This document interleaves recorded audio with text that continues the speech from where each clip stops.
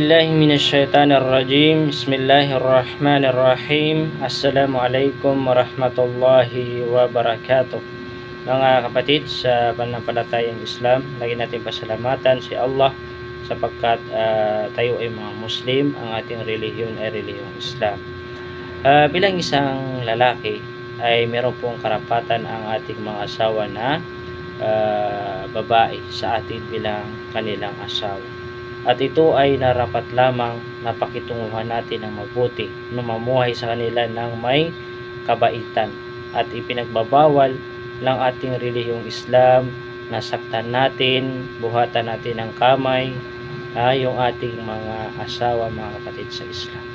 Na kailangan ay maging mabuti sa kanila, pakitunguhan natin sila ng may kabaitan. At kung meron silang gustong kainin, o di kaya meron silang gustong bilihin, at kung meron tayong kakayahan na bilihin yung isang bagay na yon, ay huwag natin pagdamutan yung ating mga asawa, mga kapatid sa Islam. Huwag natin pagdamutan yung ating mga asawa. Ito ay pinag-uutos ng ating relihiyong Islam. Ano ang sabi ng Allah? Wa'ashiruhunna bil ma'ruf. Yung sa pinakamalapit nito kahulugan, sabi ng Allah, at kayo ay dapat mamuhay sa kanila ng may kabaitan.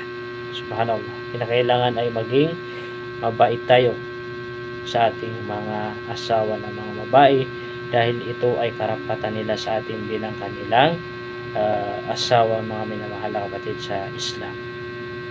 At kung ikaw ay isang lalaki at yung asawa mo na babae ay walang alam sa Islam, hindi marunong magbasa ng Quran, ay kinakailangan ay tuturuan mo yung asawa mo.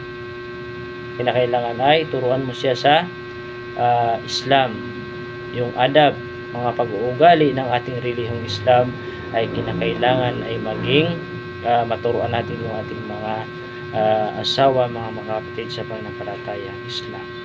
Hindi pwede, hindi maaari, hindi maganda sa isang Muslim na ikaw na lalaki ay napakataas ang pananampalataya mo kay Allah, lahat ng mga ibadah ay ginagawa mo, napakasipag mo gumawa ng mga pagsamba kay Allah subhanahu wa ta'ala, ngunit ang iyong asawa ay hindi gumagawa ng pagsamba kay Allah. Halimbawa, kung ang isang lalaki ay ginagawa niya ang lahat ng mga ipinag-utos ni Allah, subalit ang kanyang asawa ay hindi nagsusuot ng hijab. Hindi nagsusuot ng hijab. Kasi maraming mga lalaki na kung saan ay hindi niya mapapagsabihan. Hindi niya mapagsabihan yung kaniyang asawa na magsuot ka ng hijab. Dahil ito ay pinag-utos ng Allah subhanahu wa ta'ala. At karapatan nila sa atin bilang kanilang asawa na matarbiyan natin yung ating mga asawa, maturuan natin kung ano yung tamang pag-uugali ng ating relihiyong Islam, mga kapatid sa pananampalatayang Islam. Ano sabi ng Allah subhanahu wa ta'ala? Ya ayyuhalladhina amanu qu anfusakum wa ahlikum nara. O kayong mga mananampalataya, naniniwala, inyong pangalagaan ang inyong mga sarili at ang inyong mga mag-anak o pamilya laban sa apoy. Subhanallah. Tayo ay inutusan ng Allah subhanahu wa ta'ala na iligtas natin yung ating mga sarili sa impyerno, kasama yung ating mga pamilya, mga kapatid sa pananampalatayang Islam. Dahil ang lalaki po ay ito ay itatanong sa kanya ang kaniyang pamilya sa kabilang buhay, kung ito ba ay naging naipagkatiwala sila.